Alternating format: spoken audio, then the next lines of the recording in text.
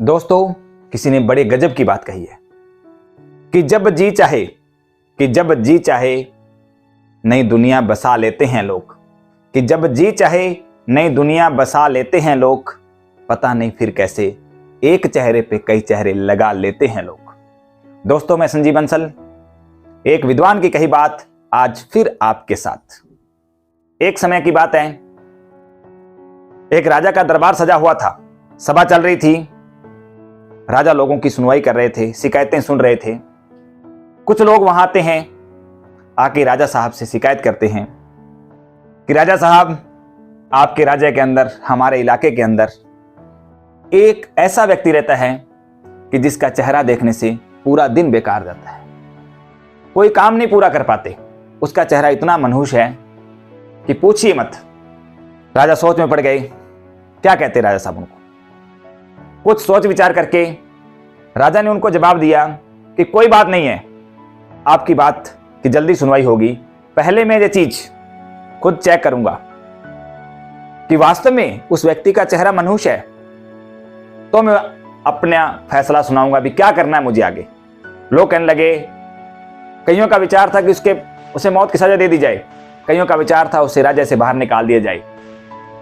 राजा ने कहा कि पहले स्वयं परखूंगा, स्वयं जांच करूंगा इस चीज की।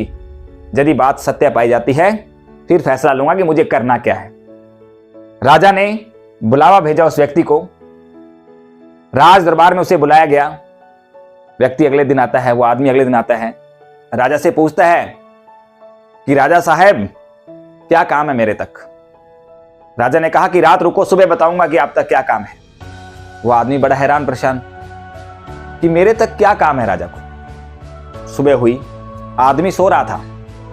राजा साहब आते हैं, उसे बुलाते हैं, उससे कुछ बातें करते हैं और चले जाते हैं।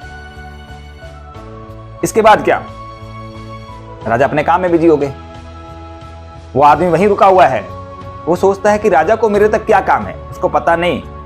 पूरा दिन बीत गया, राजा अपने काम में इतना व्यस्त था कि वो खाना खाना ही भूल गया। शाम हुई, राजा ने सोचा कि आज तो खाना ही नहीं खाया।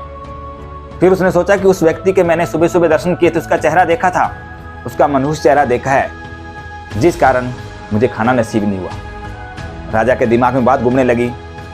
राजा ने कहा कि वास्तव में यह आदमी मनहूस है, जिसका चेहरा देखने से मुझे दिन भर खाना नसीब ही नहीं हुआ।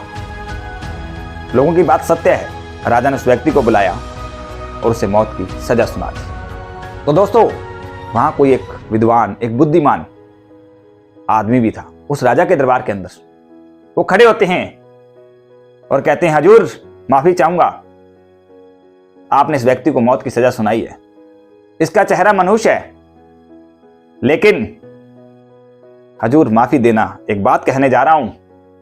राजा ने कहा, बोलिए। कि राजा साहब, इसके चेहरे से ज्यादा कहीं आपका चेहरा मनहूस है। राजा गुस्से से लाल पीला हो गया और बोला कि वो कैसे। तो दोस्तों सुनिए, उस व्यक्ति ने, उस विद्वान ने उस व्यक्ति के पक्ष में क्या बात कही। उसने कहा, राजा साहब, इसके दर्शन भर करने से, इसका चेहरा देखने से मात्र आपको खाना ही नसीब नहीं हुआ। मानते जी मनहूस है, आपको खाना नसीब नहीं हुआ, लेकिन राजा साहब, सुबह सुबह आपके दर्शन इसने भी किए थे, इस व्यक्ति ने भी आपके दर्शन किए थे। जो सो रहा था, सबसे पहले आप इसके सामने गए थे, तो आपके दर्शन नामात्र करने से इसे मौत की सजा सुनाई गई। राजा सोच में पड़ गया। उस विद्वान ने कहा कि राजा साहब, इसके चेहरे से कहीं ज्यादा चेहरा आपका मनहूस है, जो इसे मौत की सजा सुनाई गई है। तो दोस्तों, किसी के चेहरे से आपका कार्य या आपका दिन निर्भर नहीं करता कि आपका दिन कैसा बीतेगा। अपनी सोच को बदलिए। किसी को चेहरे को देख करके आप अपने दिन का अनुमान मत लगाइए, इसका चेहरा मनहूस है, इसका चेहरा अच्छा है। अपने कार्य को स्वयं करिए और लगन से करिए। धन्यवाद दोस्तों, कल फिर मिलेंगे एक नई कहानी के साथ।